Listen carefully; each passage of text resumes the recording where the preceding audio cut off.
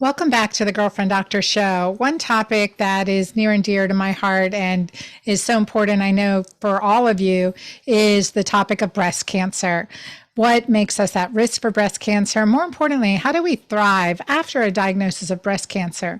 There's so much confusion around this topic. Should I take hormones? Should I not take hormones? What do I do next? What's my next right step? And I want to bring on a influencer who is best known for her 8 seasons on Dancing with the Stars. I mean, the epitome of health. She's been on Entertainment Tonight, and she is the game show network, the host of the game show network's Tug of Words. And she, at age 40, this mom, received a shocking diagnosis. She was diagnosed with breast cancer, only age 40. Rising from that challenge, she became a breast cancer thriver, not a survivor. And she is the author of the best-selling book, Your Healthiest Healthy. And what exactly does that mean? So I want to talk about this topic. And many of you email me questions about breast cancer, and I'll be asking some of these common questions that I get on a regular basis. And we'll delve into some of the ways to number one, prevent, right? An ounce of prevention is worth a pound of cure, but to overcome even some of the worst diagnoses that you may be faced with in our lives. We're not immune to trauma, but we can all take our next right step. So welcome to the show, Samantha Harris. It is so great to have you here, Samantha. Thank you for joining us in the Girlfriend Doctor Show. Thank you. Well, yeah, I just love, first of all, you know what a huge, not only friend, but a fan I am of you, Dr. Anna. You put out incredible content. You help so many people, not just from your books, but also everything that you put out on social media. And so I'm grateful because that's how we connected. I'm so happy that I've had you as a live guest expert in the Your Healthiest Healthy community. And so being on your podcast is an honor. And I'm so happy to be here with everybody. Well, thank you. Thank you. That means so much to me. And I always think I laugh when I think of Instagram. That's where I get the opportunity to post my granddaughter pictures, proud grandmama pictures too. We have to do that. I just love it. So Samantha, I was telling our audience just a little bit about your history. Can you share your story with us? Of course. So, here I was at this Minnesota girl living the Hollywood dream. I had worked so hard from the time I was 12 to try to get on camera professionally. And I now was the host of Dancing with the Stars for the 8 seasons and Entertainment Tonight and Good Morning America and all these other really awesome shows, living the dream that I worked so hard to. And I had a wonderful husband, which I still have, and 2 daughters at the time. This is 2014. They were 3 and 6 at the time. And here I am, just going along my happy little, hard, stressed, but exciting life. And I got diagnosed with breast cancer. So you felt a lump? We're talking about blindsided because Dr. Anna, I went to get a mammogram because I was turning 40. My dad had died of colon cancer, and so there was cancer in the family. His mom had breast cancer around age 65, lived to 95, but I figured cancer is there. I should probably check this thing out. And I'm as fit and healthy as I have ever been at almost 40. So let's go do this mammogram thing and get the boobs squished. So I did. And the results came back clear because of course they did, right? I was so healthy. And 11 days after my clear mammogram results, I was changing after a workout. You know how tight those sports bras are. You got to move the girls to the left, move them to the right. It's like this, the soft tissue, soft shoe, I call it, a little dance with them as I'm rotating them around. All of a sudden, there was this lump. And it was a sizey lump. And I thought, that's really strange. How did I not notice this before? I just had a clear mammogram. Now, I could have stuck my head in the sand and said, clear mammogram, I'm fine, whatever. But I thought, I'll just call my OBGYN. She was not only the doctor who delivered both of our daughters, but she was also the doctor I had from my time I was 22 when I first moved to LA, and I trusted her more than anyone. And she did a quick clinical exam, felt around and said, yeah, you're turning 40. This is what 40 looks like, lumpy breasts. It's nothing, and sent me on my way. So a month later, that lump was still there. And I thought, this is weird. I should get a second opinion, but it's not cancer. So I went to my internist. He did the same thing, quick clinical exam, felt around, it's nothing, sent me on my way. Okay, so now it's the holidays, I'm Because you're underwater. young, you're healthy, you can feel I everything, worked and they're out like, oh, every it's a day. fibrocystic breast, but it was an isolated lump. It wasn't all over. No, it was one isolated lump in a That's very not specific fibrocystic spot. breast. I just want to emphasize that. Fibrocystic breast is lumpy, bumpy breast all over, and you can feel them. This is why it's so important to do your breast exams and to feel and get to know your fingers have memory. And you're like, I don't remember this. This is something new and different, and you trust your intuition. So that is, that's powerful, Samantha. Okay, so 2 docs down. 2 docks down and I'm underwater because it's the holidays and I came up from air for air and it's February, 4 months after I found this lump. So I thought, okay, I better go see someone who looks at breasts every day as their specialty. Again, not thinking I had cancer, but the only doctor who does that is a breast oncologist. So there I was at the breast center at one of the local hospitals. Again, she did not think I had anything to worry about, but she did 2 ultrasounds, a needle biopsy. We had a subsequent MRI. Not one test detected that it was breast cancer. However, she did come back with the pathology results from the needle biopsy and said, I have good news and bad news. Good news is it's not cancer. Bad news is I don't know what it is. Let's take it out. So she did, woke up from that surgery, that lumpectomy, still, quote, not cancer. A week later, went back to her for my final pathology results. And I told my husband, honey, you don't need to come with me, stay with the kids or go golf, whatever. Like, who wants to sit in a doctor's office? So I was alone when I learned that not only was it ductal carcinoma in situ, which for those listening who may not know, that's the cancer that's stuck within the duct and it doesn't know how to get out. It's not smart enough, thankfully, to get out of the duct. But there was also a little bit of extra tissue she took a sample of, and it turned out that it was invasive. And there my breast cancer journey began. And then did you have to have a second surgery to check for lymph nodes and? So, right. So now I had invasive breast cancer and I had a choice. I could have Well, first, another. you're there alone hearing this diagnosis. Yeah.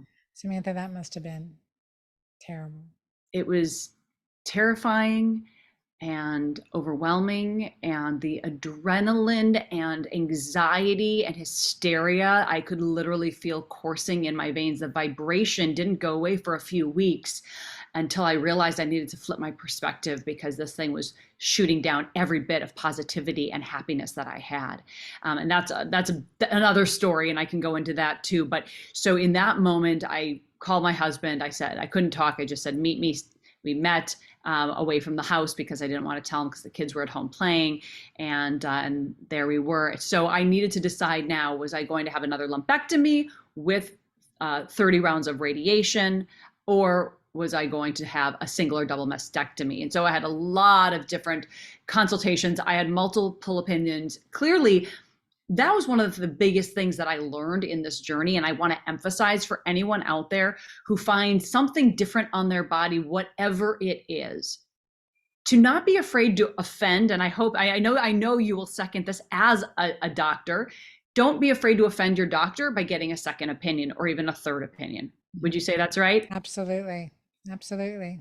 Because we have to know and we have to understand. I even got a second pathology opinion because we were basing all of our decisions based on the pathology. So I wanted to make sure the interpretation was correct. It was invasive breast cancer. It was. I had 3 different surgical oncologists who I met with. I had 2 radiation oncologists who I met with, and I got multiple opinions. So ultimately, I chose a double mastectomy with 2-stage reconstruction. I ended up choosing not to do chemo, which was going to be 4 rounds. I chose not to do that, and because my oncotype score was low. And for anyone who wants to ask me more details, feel free to reach out to me, Samantha Harris TV, on Instagram or Facebook. I'm an open book, and I answer every single breast cancer patient, survivor, thriver, previvor, everyone, because it's so important. And that has become my mission. Outside of the TV work that I do, 99% of it is in this wellness space, helping others. And so I ended up also choosing not to do additional radiation, because even though I didn't have a lumpectomy, still there was the potential of local recurrence. And so they radiate quite often. And I, after, again, two different opinions, thankfully the second opinion had much more research behind her answers for telling me that I didn't need it. And I was grateful for that. Mm-hmm. And so when you tested for that, were you diagnosed with stage 1? What stage? So yeah, so I was initially diagnosed stage 1, but after my mastectomy, when they automatically do a axilla node biopsy, that's your lymph node under your armpit, it's sort of the gatekeeper to the other nodes. So if it has cancer, they take more out. It did have cancer. So I was My God, restaged. Samantha, that is crazy They story told from me, negative mammo, negative ultrasound, questionable needle biopsy to have that invasive. Yeah. it was confounding. Even the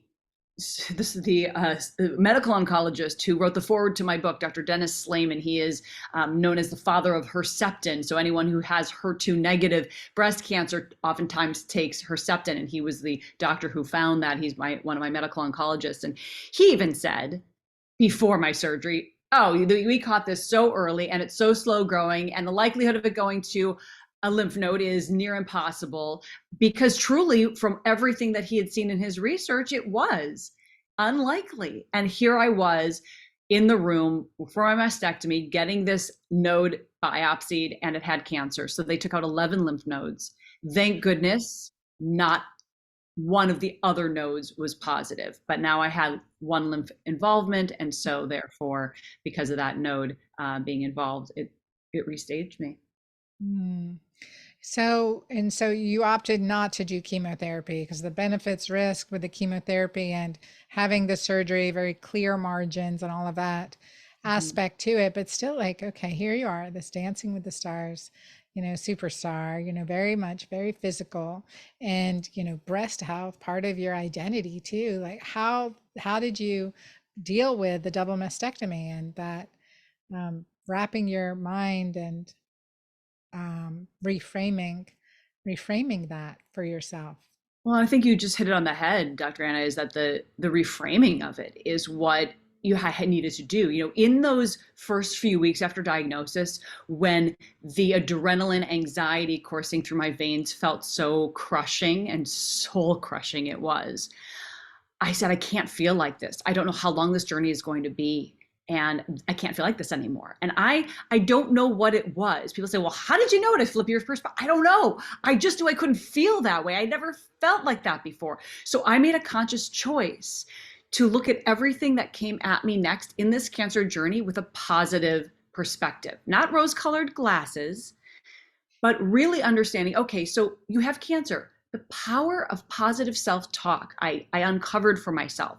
It was a newfound thing. And of course, many people who've been in this space know how great positivity and a positive mindset is. I didn't know about that.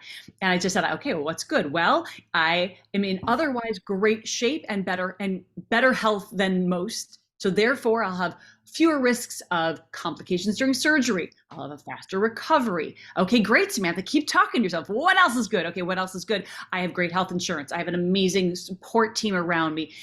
The more I focused on the good and less on the darkness, it brought me to the light. It brought me to that positive, happier space to be able to deal with the physical pain, the physical limitations, the heartache, and that. And there, not to say there were not days that I curled up in a ball and cried. You have to allow yourself to feel, emote, but not wallow and stay there. Yeah, no, and then it takes strength to do that. So focusing on like, okay, how can I look at this positively? Whew, that's a challenge. That's a challenge. And now you're advocating for other women. So you went through this journey. You went through this transformation. It's a transformation. It's a metamorphosis. And like you talk about thriving, not surviving. So Mhm. talk about that a little bit. Well, again, it's really very much about the mindset. And so when I had two different surgeries, well, three total, but after the lumpectomy, I had a two-part mastectomy, then reconstruction. So with that, I actually had to stay basically bedridden for 3 weeks. I wasn't allowed to get up and move more than 20 minutes every 2 hours because that was the particular requirement from my surgeon. And so I am a very active on the go person. It's very hard to keep me down. So instead, my fingers did a lot of work on my computer, being very busy creating. And I launched a website that is called Gotta Make Lemonade. It's still out there. But it was this idea to, when things knock you down, how do you not just get back up, but turn them into something better? And so that perspective and that lesson for our girls also is what really helped. My husband was the one who said, well, we got to make lemonade. Let's do something. I'm like, that's cool. It's easy for you to say, but it's also hard for the caregivers, right? There's so much on them, and the worries, of course, a spouse has when your wife or husband are going through something that could be life altering or life ending. And so I think we don't sometimes give enough credit to our caregivers because we're depending on them so much to just be strong and get the work done that needs to get done. So in terms of thriving, once I got through the physical healing, I needed to know why I had breast cancer. Exactly. Yeah.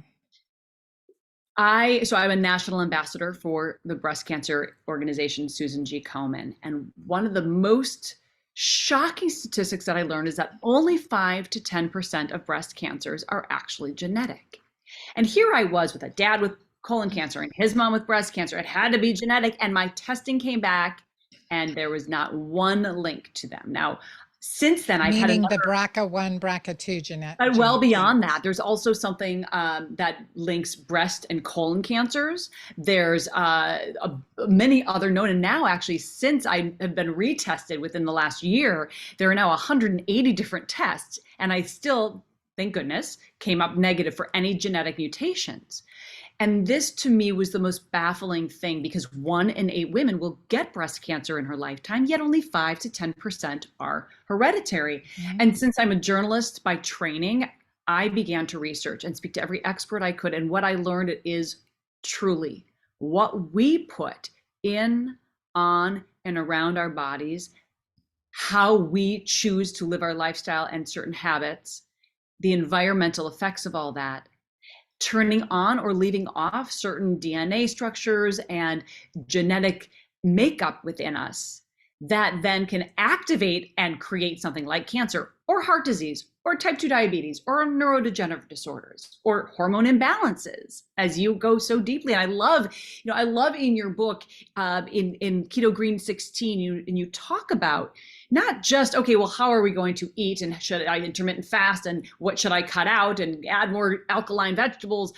What you also emphasize, which is so important, and I've come to learn and now espouse, is also mitigating stress, getting good quality sleep, getting a proper amount of daily movement and physical activity, right? It's this holistic approach to be able to mitigate our risk of diseases. And so to me, that was the most life-changing information and insight that I gained. So I wrote my book, Your Healthiest Healthy, which is a guide to basically get people started on that, get the toxins out of your makeup and your beauty routine. I mean, I sat in a makeup chair for my career being shellacked with these chemical bombs of hormone disruptors, endocrine disruptors, and carcinogens, not even knowing. I was eating food that was not serving me. I was, stressed out in my career. As much as I loved it, it was stressful, and I had no techniques to deal with stress. And then other one, and then, I mean, stress is such a big hormone disruptor. It's, I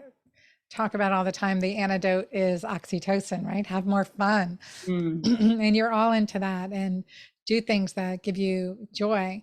Now, question, were you on birth control pills for a long time? Were you on antibiotics for a long time? Any of those hormone disruptors? It's a great question. And now, as I look to my daughters going into their teen years and what to do or not to do for them, I think back to the fact that I didn't have a regular period, like barely got my period. So they put me on a progesterone supplement very early, I think at 16. And from 16 to 24, I was on that progesterone supplement. And then at 24, I finally had a boyfriend, and so I went on the pill. I didn't lose my virginity till I was 24, you guys. But that was a purposeful thing. I really valued. It's a very different. It's a whole. I know, I'm all Do with what you that. want to do. Part of me It's wonders. awesome. I could have maybe had a lot more fun, and but it's okay. I'm in my second spring, which is right upon me. It's awesome. That is awesome. I am making up for lost time with my husband's very lucky. TMI. I Okay. love it. I love it. Awesome. I'm into that for sure. Our bodies are designed for pleasure, and that increases oxytocin and Yes, also keeps marriages healthy and happy. And it it's does. really Well, and good. I think too, for me, I also, when I was younger, I worried so much about sexually transmitted diseases and the value of my body. And I knew so many of the boys, I know I'm going on a tangent, I'll get right back on track. But I knew so many, and this is what I try to teach my girls too, and my husband does as well. Boys want one thing. So my fear was if I give them what they want, they'll be gone. And so to me, it was that basically no one wanted to wait around more than 2 months. So I wasn't willing to give it up. So anyway, so at 24, I went on the birth control pill. And then finally at 33, when I was ready to get pregnant with my first, I had actually go on Clomid. For both pregnancies, I needed 2 rounds of Clomid, and finally on the second round for each of them, I got pregnant. So I wonder so much too, what did that do with to elevate my breast cancer risk? Mm-hmm. Yeah, it's a good question. Mm-hmm. Yeah, that's definitely a hormone disruptor. And then the other thing I've seen is recurrent antibiotic use in young breast cancer patients. So, like, for ear infections, for asthma, for respiratory infections, for, whatever it may be. We were so liberal in the 80s, 90s, giving, and even to today, but really giving that antibiotic prescription for the least necessary sniffle. And so that makes me, it's a huge hormone disruptor. And I just see that common thread in my younger breast cancer patients specifically. And it's frightening. I mean, I think about it every time For my, acne, that's another big one. People on continuous antibiotics for acne. It's not the right way. It's not the right approach. It's a hormone disruptor. So I think like you looking at that and saying, okay, well, these were some of my risk factors. And this is where it's empowering because every single patient I asked who had come to my office, no matter where in the world they came to my office from, who had a diagnosis of breast cancer or a history of it, I asked them what caused the breast cancer. The answer is, I don't know. The answer is, I don't know. So you have to look like, what were some of those risk factors? What put me at risk? Because then you're now powerful. You're well, like, okay, now I'm choosing organic. I'm choosing to prioritize my sleep and my meditation and my prayer life. I'm choosing to focus on the positive and the joy. I'm choosing to keep moving. I'm choosing to use organic, natural. I choose my toxins like my eyeliner and my lipstick. But, yep. for the most part, really stay with the cleanest, healthiest products. And what's on my skin? Olive oil, soap. So you make those choices and now you're powerful and you're Yes. creating a body resistant or inhospitable to cancer. Yes. That's Yes. And that's the modeling that I see you doing, and it's thank you. powerful. Well, you asked me a little earlier, how do I become more of a thriver than just a survivor? And it has been taking my power back.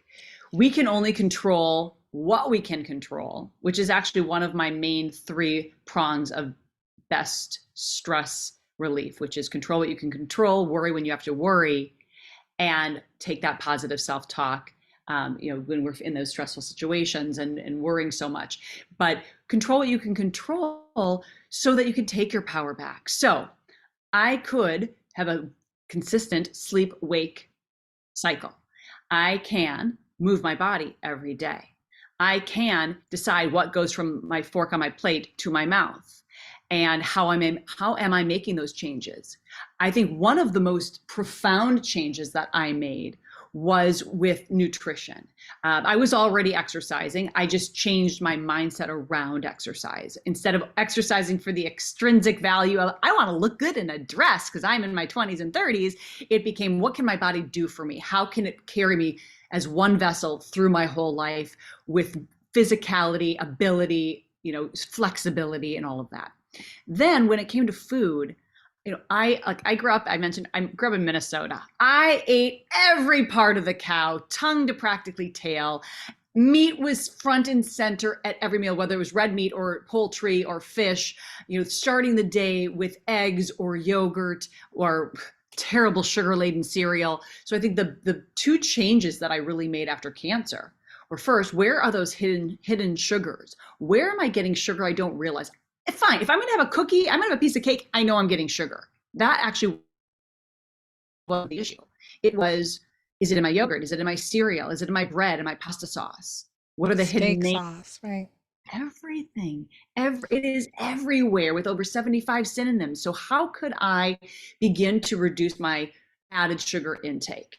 Okay, part one. Part two was, wow, I eat animals 7 days a week, 3 meals a day. What can I do to reduce that? And for when I do have it, how can I increase the quality while also reducing the portion size? Because of course, we all grew up in a society where that big slab of meat or whatever animal protein is front and center.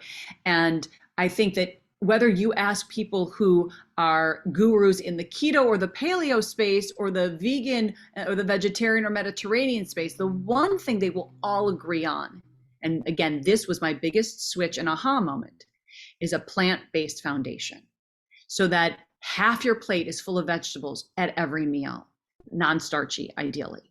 Then when I started to retrain my brain to, okay, it's time for a snack or it's time for a meal, ideally not a snack. I know we don't like snacking on keto-green 16. But if it's time for me to put something in my mouth, how can I add more veggies to this? How can I add more nutrient density, variety, and build a great strong microbiome, but also reinforce my health so that I all of a sudden realized I don't have the cravings. I start my day after intermittent fasting, 14 to 16 hours, usually 14 to 15. I start my day with a smoothie that is packed with so much goodness. If you guys want my smoothie recipes, I have a lot of them, but my main ones I'm happy to share with you. I'll share all of them with you. Again, Samantha Harris TV, just DM me. And same with my clean beauty. I changed my beauty. I switched to slowly but surely, right? This is 2014. This has been a process. Small, manageable steps is at the root of living your healthiest healthy life. Mm-hmm. So if it's your skincare, just change your day cream and then maybe start to change your night cream. If it's your makeup, change your foundation, right? The things that are covering the biggest surface area, and then level up until you eventually swap everything out for clean beauty. I have the last TV show I shot, we did 65 episodes, 6 shows a day. It was intense. And my hair and makeup girls have been with me for a long time. We're really close. And I said, girls, I only want clean beauty. The biggest challenge is hair. I've already found a lot of good clean makeup, but I want more clean makeup and clean mascara, which is really hard to find. I'm going to share with you because I know you mentioned your mascara. Yeah, eyeliner and mascara. Give me some tips. Okay.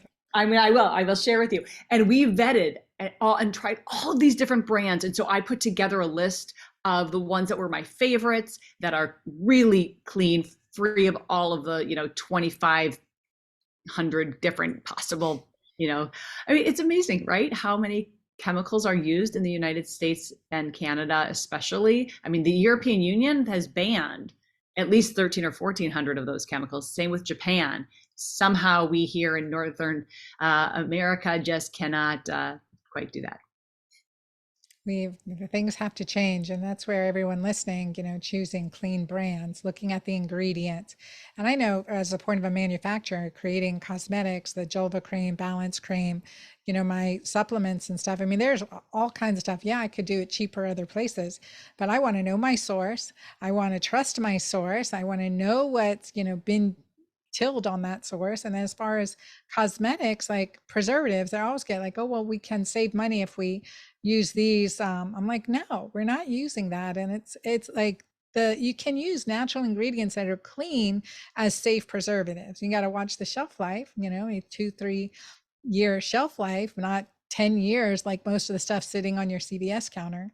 Right. Well, and that's why too, when you were a guest on your Healthiest Healthy community, well, the many times, and we've talked about the products that you offer, I knew that when I got the one for my upper lips and the lower, but I knew that it was clean, and I knew that I could trust how you sourced it so that it would pass this sort of high Samantha level of being free of the toxins. And that's what's so important. And that's why, you guys, again, I actually literally put like a PDF together. So I had so much We fun. want that. So you guys can, to send me a DM, I will send it to you guys. So that is awesome. Yeah. So you're going to go back to the mascara and the eyeliner. So, which brands, which one to use? Because true, it's like our eyes. I'm Middle Eastern. So the old kohol, like the old charcoal, the old kohol, I don't know what Right. it is actually now that I think about it. I'm like, I hope that was organic. I have no idea. But that is like what I'm addicted to, that dark eyeliner. Yes. And so, yeah, that's important. And Well, and lipstick, my a lot of the Christian black Dior red, eyeliner. I know, is Yeah, well, not clean. It is I not think clean. a lot of the dark eyeliners are made with coal tar, and we know that coal tar is a carcinogen. And so, you go down to your local drugstore and you buy the brands there. They don't have any clean brands. Sephora now finally and Target too. They both now have sort of their cleaner versions of some of the brands, and I'm so grateful because both can finally tell my kids, yes, okay, you're at Target, you're at Sephora, sure, you can get some of them, but not all. They still aren't as stringent, but they have a couple of the brands that check all the boxes, and then a couple that are considered their clean brands that they're better. They're a starting place, but they're not as where I would ideally want them, my own girls to purchase from. Mm-hmm. Good point. Good point. Yeah. So we definitely want that list, and tell our audience where they can, like just in closing, like where, well, first of all, where to find you. Samantha Harris TV on Instagram. You guys got to follow her. Her Instagram is rocking. It is so beautiful and so fun and so informative.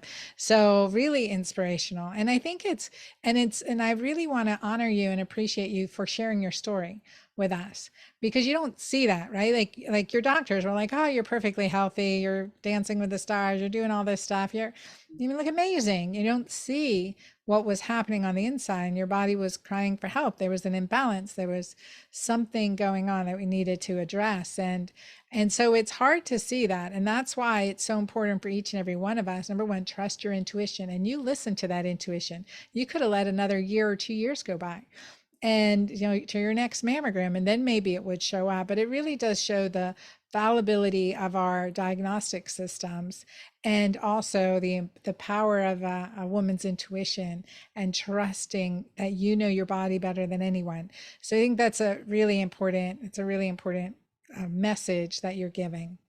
Thank you. And that is the biggest takeaway, is that we have to know our bodies better than any doctor ever possibly could, because we're the ones living with ourselves day to day. So that's why when we feed our bodies well, and we sleep well, and we manage our stress, and we move every day, we then are more aware of what is normal for our body and what is not. And that goes for moles and freckles and things popping up, and acne and rashes, all of that. It's your body trying to tell you something. So I encourage you. I know you guys can do it, and I know that you want to. So I love the fact that you're here and you're always listening to Dr. Anna. I know that you want to really empower yourself, and I love that. So you guys can find me, as she mentioned, so both Facebook and Instagram at Samantha Harris TV, like television, Samantha Harris TV. And then Samantha-Harris.com has links to get over to Your Healthiest Healthy community, which is my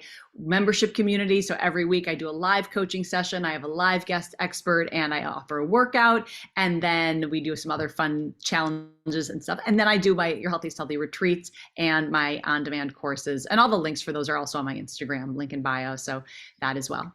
Oh, that's awesome. I want to join one of your Healthiest Healthy retreats. So oh my gosh, I totally want to. That'll be so much fun. The Utah one is epic. It happens every year in the fall, usually October, sometimes November. And it is so, just being there is transformative and spectacular. But the women who are there, it's always a small group, and we have so much fun with, the daily hikes, and I lead breath work and coaching sessions, one-on-one and group, and we eat together, and it's 4 days and 3 nights of awesomeness. But I do one sometimes in Santa Monica, California as well, and sometimes along the coast. So anyway, they're always fun. I love it. They're my favorite. Do we do dancing in your retreat? I will say we had one of the retreats, and I may have to do this again with the girls. We had a PJ party, and we blasted the music, and we were just having a ball dancing around the big room, because I get a big suite, and so we have a big sitting area. It's where we do our coaching sessions, and we just had, you know what, we just had fun. And the greatest thing is, I think a couple times we have women who know each other and come together, but I would say 90% of the women who come by themselves. They don't know anyone else. And I think that's actually what's pretty special. We all do. It means that each person there is doing something for themselves that they really needed, regardless of whether or not they could make it happen with another friend. And I love that. I love that too, because again, we are responsible for ourselves, and our energy really drives the energy of the people around us. Mm-hmm. And so in our interaction with them, we can be magnetic or we can be, repelling. We don't want that. So it is a shift in energy, and it comes with positivity. And it's like you said, it's positive, not rose-colored glasses. I'm not just putting, a nice, healthy smile on this. I am really talking with substance, with character. And that's what I love, the depth of your work. And also, I just want to quickly say, because people say, well, do we do hormones after breast cancer? And I would just say, where, vaginal estrogen, DHEA, that research with, especially maintaining the pelvic floor, the hormones to the pelvic floor is very positive. Right? We don't have with transdermal estrogens, even with oral estrogens, not an increased risk in breast cancer. We get into trouble with the progestins, the synthetic progesterones, not the bioidentical progesterone. Again, no increased risk with bioidentical progesterone, DHEA, or estrogen. Or testosterone, but we do with the synthetic. So it's really critical to do it and do it safely. Transdermal is the safest way. And also, again, empowering your body, opening up those detox pathways so we can, really eliminate toxins before they can cause more harm. So thank you, Samantha, for being here. And I thank you all for listening and being part of the Girlfriend Doctor community. We have so much to share. We have so much information, and we appreciate your questions. So remember, there's no such thing as TMI. You can ask or tell me anything. I'm glad you're here. Till next time.